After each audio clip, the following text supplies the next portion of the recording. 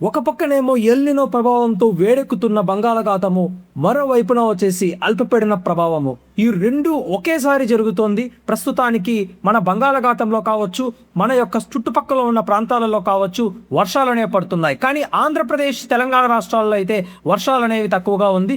కానీ ప్రస్తుతానికి ఈ అల్పపీడనం వలన తెలంగాణలో అయితే కొంచెం మనకు వర్షాలు పడుతున్నాయి. దాని గురించి మనం వివరంగా ఈ వీడియోలో మాట్లాడుకుంటాము. ప్రస్తుత వాతావరణ పరిస్థితిని మనం గమనించినాము అంటే మనకు అల్పపీడన ప్రాంతం అనేది ప్రస్తుతానికి ఇక్కడ అంటే వెస్ట్ బెంగాల్ ప్రాంతానికి చాలా దగ్గరగా కేంద్రీకృతమైంది. ఇది మనం గత వీడియోలోనే మనం అంచనా వేశాము.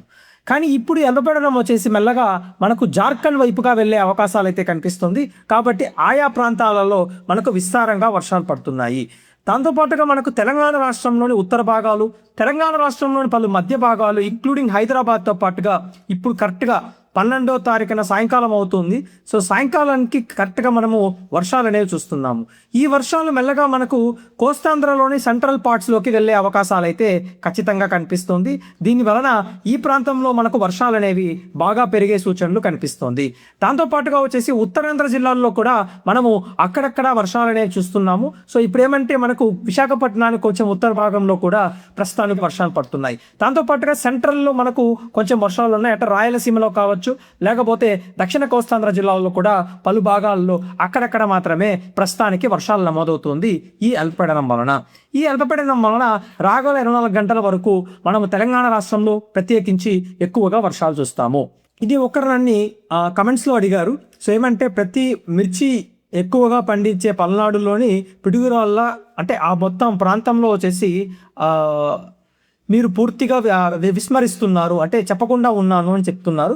సో ప్రత్యేకించి ఏమంటే పిడుగురాళ్ళు మరి పిడుగురాళ్ళ అలానే వచ్చేసి ఏంటంటే మనకు ఈ దాచేపల్లి ఈ యొక్క పల్నాడు బెల్ట్ గురించి ప్రత్యేకంగా మనం ఫోర్కాస్ట్ తీసుకుంటే వర్షాలు అనేవి రాగల రోజుల్లో సాధారణంగా లేదా సాధారణ కంటే తక్కువగానే ఉండే అవకాశాలు కనిపిస్తుంది.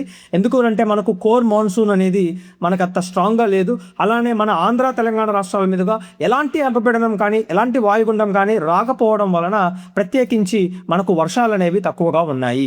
కానీ మనకు ఇక్కడ చూసినామంటే రాగల ఒక 15 days వెదర్ ఫోర్కాస్ట్ తీసుకుంటే తెలంగాణలో మనకు సాధారణ కంటే తక్కువగానే వర్షాలు ఉన్నాయి.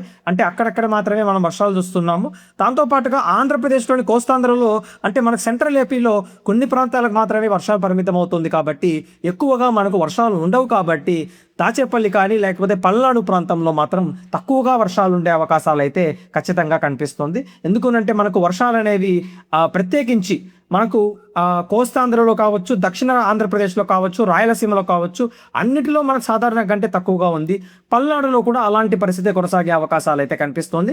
ముఖ్యంగా పశ్చిమ ప్రకాశం కావచ్చు, పశ్చిమ నెల్లూరు జిల్లాల్లో మాత్రం అన్నిటికంటే తక్కువగా మన తెలుగు రాష్ట్రాల్లో అన్నిటికంటే తక్కువగా వర్షపాతం అనేది నమోదయ్యే సూచనలు ఖచ్చితంగా కనిపిస్తున్నాయండి. ఇక్కడ మనము లేటెస్ట్ ఎల్నినో యొక్క ఫోర్కాస్ట్ ని మనం గమనించినాము అంటే లేటెస్ట్ ఎల్నినో మనకు ప్రస్తుతానికి బాగా పీక్ అయ్యే స్థలానికి మనకు వెళ్ళిపోయింది. అంటే మనకు ప్రస్తుతానికి ఇప్పుడు మనము ఆగస్ట్, సెప్టెంబర్, అక్టోబర్ టైంకి వెళ్ళిపోయినాం. కాబట్టి ఎల్నినో అనేది బాగా మనకు స్ట్రాంగ్ అయింది, బాగా బలపడింది. దాంతోపాటుగా ఇంకా మనకు రాగల రోజుల్లో ఇంకాస్త బలపడే అవకాశాలు ఉన్నాయి. కాబట్టి సెప్టెంబర్లో మనము సాధారణం కంటే చాలా తక్కువగా వర్షపాతాన్ని పూర్తి భారతదేశంలో చూసే అవకాశాలు కనిపిస్తోంది. కానీ ఇప్పుడు ప్రస్తుతానికి ఆగస్టు నెలలో మనము అంటే గంగా నది తీర ప్రాంతము, గంగా నది ప్రవాహిత ప్రాంతంలో మనకు విస్తారంగా వర్షాలు కురిసేదానికి చాలా అనుకూలమైన పరిస్థితులు కనిపిస్తుంది. జార్ఖండ్ కావచ్చు, ఆ పక్కన ఉండే ఆ ప్రదేశాలంతా ఉత్తరప్రదేశ్, అలానే మనకు వెస్ట్ బెంగాల్ ఇలాంటి ప్రాంతాలలో ఎక్కువగా వర్షాలు ఉంటాయి. కానీ మన ఆంధ్రప్రదేశ్, తెలంగాణ రాష్ట్రాలు తీసుకుంటే అలానే మన చుట్టుపక్కల ఉన్న మహారాష్ట్ర కావచ్చు, లేకపోతే మనకు అంటే మహారాష్ట్రలో కూడా మనకు మరాఠ్వాడ, విదర్భ ప్రాంతం కావచ్చు, లేకపోతే కర్ణాటక ప్రాంతంలో సాధారణ కంటే తక్కువగానే ఉండే అవకాశాలు అయితే ఖచ్చితంగా కనిపిస్తుంది. కానీ మనకు ఒక్కసారి ఫ్లడ్ ప్యాటర్న్ చూస్తారండి. ఇంకో కొంతమంది కూడా అడిగినారు ఏమంటే కృష్ణా నదిలో మనకి ఏదైనా వరద వచ్చే అవకాశాలు ఉన్నాయా అంటే ప్రస్తుతానికైతే రాగల 10-15 రోజుల వరకు మనకు ఎలాంటి వరద వచ్చే అవకాశాలు లేవు. ఎందుకంటే పూర్తిగా వెస్టర్న్ ఘాట్స్ అంతా మనకు ఎక్కువగా వర్షాలు పడే వచ్చేసి కేవలం ఈ యొక్క ప్రాంతం అంటే నాసిక్ ప్రాంతం కావచ్చు, మహాబలేశ్వర్ ప్రాంతంలో కొంచెం వర్షాలు పడుతుంది. కాబట్టి కొంచెం మనకు గోదావరి నదిలో ఇన్ఫ్లోస్ అనేది పెరిగే అవకాశాలు ఉంటున్నాయి. అది మెల్లగా తెలంగాణ రాష్ట్రంలోని కాళేశ్వరం వరకు వచ్చే అవకాశాలు అయితే కనిపిస్తుంది. కానీ దిగువన ఉన్న ప్రాంతం మాత్రం అంటే మన ఆంధ్ర ప్రాంతానికి మాత్రం వచ్చే అవకాశాలు అయితే తక్కువగా ఉంది. కానీ కృష్ణా నది ప్రవాహిత ప్రాంతం తీసుకుంటే ఎక్కడ మనకు ఎక్కువగా అంటే మేజర్ రైన్ఫాల్ అనేది మనకు లేకుండా ఉంది కాబట్టి తక్కువగా వచ్చే అవకాశాలు, ఫ్లడ్స్ అనేవి తక్కువగా వచ్చే అవకాశాలు అయితే ఖచ్చితంగా కనిపిస్తుంది. అంటే చూసినామనంటే మనకు ఒక 300 మిల్లీమీటర్ కంటే ఎక్కువగా వర్షపాతం ఏ ప్రాంతాల్లో పడేదానికి ప్రాబిలిటీ ఉంది అని అంటే మనం ప్రత్యేకించి తీసుకుంటే మహారాష్ట్రలోని ఘాట్స్ ఏరియాలో ఎక్కువగా మనకు ఉంటుంది, అంటే కొంకన్ ఏరియాలో ఎక్కువగా ఉంటుంది. కాబట్టి ఆ యొక్క ప్రాంతం నుంచి గోదావరి నదిలోకి ఎక్కువగా వాటర్ వస్తుంది కాబట్టి గోదావరి నదిలో మనకు కాస్తంత వరద వచ్చే అవకాశాలు ఉంటున్నాయి. కానీ మనం కిందకి తీసుకుంటే అంటే మనము దిగువన ఉన్న ఆంధ్రప్రదేశ్లో మాత్రం అంతగా వచ్చే అవకాశాలు మాత్రం ప్రస్తుతానికి కనిపించడం లేదు. ఎందుకంటే గతంలో వచ్చిన వరద గోదావరిలో అది కేవలం మనకు శబరి నది నుంచి వచ్చింది మెయిన్గా. కాబట్టి ఇప్పుడు ఆ నదిలో ఎక్కువగా వర్షాలు లేదు కాబట్టి మెయిన్ గోదావరిలో వస్తుంది కాబట్టి ఈ రిజర్వాయర్లు, తెలంగాణలోని రిజర్వాయర్లంతా మంచిగా నిండేదానికి చాలా అనుకూలమైన పరిస్థితులు కనిపిస్తున్నాయి.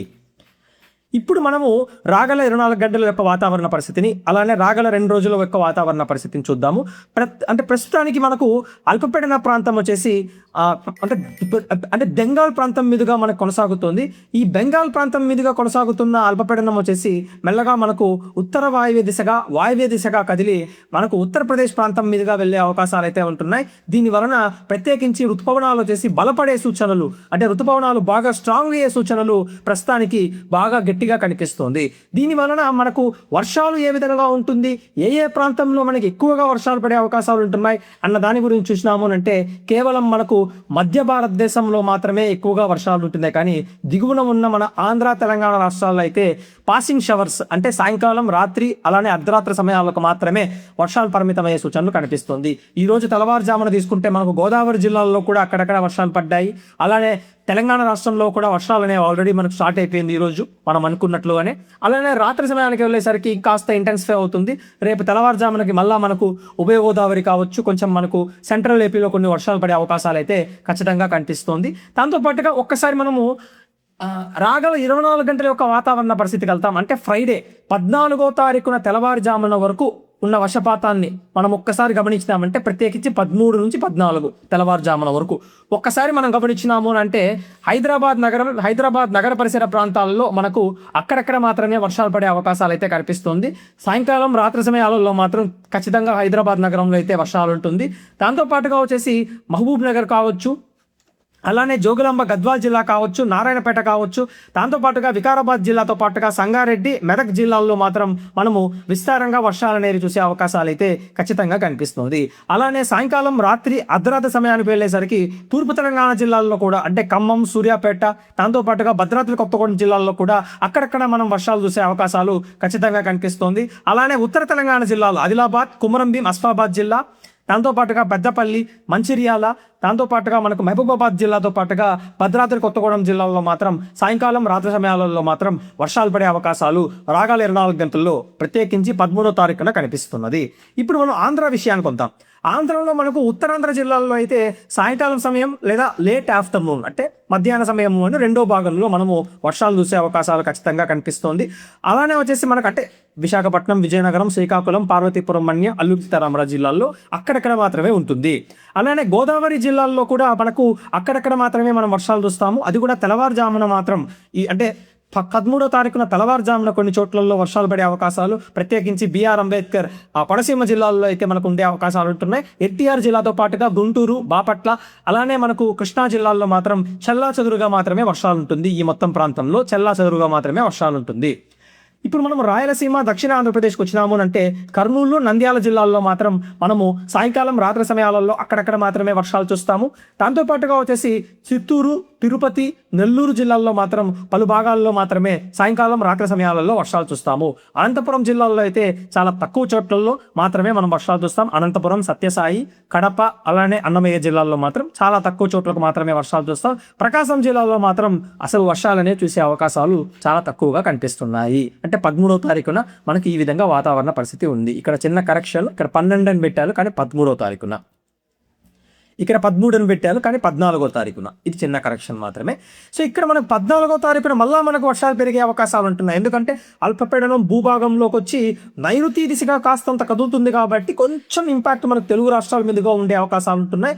దాని వలన తెలంగాణ రాష్ట్రంలో అయితే కాస్తంత వర్షాలు పెరుగుతుంది. ముఖ్యంగా తూర్పు తెలంగాణ జిల్లాలు వరంగల్, హనుమకొండ, మంచిర్యాల, పెద్దపల్లి, జయశంకర్ భూపాల్పల్లి జిల్లా, దాంతోపాటుగా వచ్చేసి భద్రాద్రి కొత్తగూడెం జిల్లా, అలానే మనకు ఆదిలాబాద్, కొమరంభీం, ఆసిఫాబాద్ జిల్లాల్లో కాస్తంత వర్షాలు పెరిగే అవకాశాలు ఉంటున్నాయి. అలానే హైదరాబాద్ నగరంలో కూడా సాయంకాలం రాత్రి సమయాలలో వర్షాలు ఉంటుంది. దక్షిణ తెలంగాణ జిల్లాల్లో కూడా సాయంకాలం లేదా రాత్రి సమయాలలో ఖచ్చితంగా వర్షాలు ఉండే అవకాశాలు కనిపిస్తుంది. అంటే జోగులాంబ, గద్వాల్ కావచ్చు, మనకు మహబూబ్ నగర్ జిల్లా కావచ్చు, అలానే వచ్చేసి మనకు పెద్దపల్లి లాగా మనకి వచ్చేసి కింద కూడా మనకు నాగర్ కర్నూలు జిల్లాలో కూడా అక్కడక్కడ వర్షాలు పడే అవకాశాలు కనిపిస్తుంది. ఇలానే సేమ్ ప్యాటర్న్ మనకు ఆంధ్రాలో కూడా థండర్ స్టార్మ్స్ అనేవి రాయలసీమ జిల్లాలో కొంచెం పెరిగే సూచనలు 14వ తారీఖున అయితే మనకు కనిపిస్తున్నాయి. కానీ ఎక్కువగా అయితే ఉండదండి, తక్కువగానే ఉంటుంది. కర్నూలు, నంద్యాల, వైఎస్ఆర్ కడప, అన్నమయ్య, అనంతపురము, సత్యసాయి, దాంతోపాటుగా వచ్చేసి చిత్తూరు, తిరుపతి జిల్లాల్లో అక్కడక్కడ మాత్రమే ఉంటుంది. ప్రకాశం జిల్లాలో కూడా పలు భాగాల్లో మనం వర్షాలు చూస్తాం. నెల్లూరు జిల్లాలో కూడా కొన్ని చోట్లకు మాత్రమే వర్షాలు పరిమితం అవుతుంది. ఉత్తరాంధ్ర జిల్లాల విషయానికి వస్తే చాలా తక్కువ చోట్లకు మాత్రమే వర్షాలు నమోదవుతుంది. ఎందుకంటే సౌత్ వెస్టర్లీస్ ఉంటాయి కాబట్టి తక్కువ చోట్లకు మాత్రమే ఉంటుంది. అలానే 14వ తారీఖున ఉదయానికి వెళ్ళేసరికి మనకు ఎన్టీఆర్ జిల్లా కావచ్చు, గుంటూరు కావచ్చు, కృష్ణా కావచ్చు, అలానే ఉభయ గోదావరి జిల్లాల్లో కొన్ని ప్రాంతాలకు మాత్రమే వర్షాలు పరిమితమయ్యే సూచనలు ఖచ్చితంగా కనిపిస్తున్నాయి.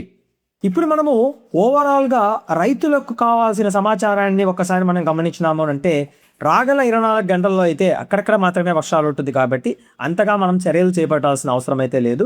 కానీ 14వ తారీఖులో కొంచెం మనం వర్షాలు పెరిగే సూచనలు కనిపిస్తున్నాయి 2 తెలుగు రాష్ట్రాల్లో కాబట్టి కాస్తంత చర్యలు తీసుకోవడం ముఖ్యంగా ఇంపార్టెంట్. అంటే ఎక్కువ భారీ వర్షాలు అయితే కనిపించట్లేదు, కానీ అక్కడక్కడ మనకు తేలికపాటి నుంచి మోస్తరు వర్షాలు, పాసింగ్ షవర్స్ ఉంటాయి కాబట్టి డెఫినెట్గా మనం వర్షాలు అనేవి కొన్ని ప్రాంతాలకు మాత్రమే పరిమితం అయ్యేలాగా మనం గమనించవచ్చు. అది కూడా మనకేంటంటే తెలంగాణ రాష్ట్రంలోని పలు భాగాలు, ఉత్తర తెలంగాణ కావచ్చు, తూర్పు తెలంగాణ జిల్లాలు కావచ్చు, అలానే సెంట్రల్ ఏపీలో కూడా మనకు అక్కడక్కడ కొన్ని ప్రాంతాలలో, దాంతోపాటుగా వచ్చేసి దక్షిణ కోస్తాంధ్ర, రాయలసీమ జిల్లాల్లో కూడా పలు భాగాలలో మనము వర్షాలు చూస్తాము.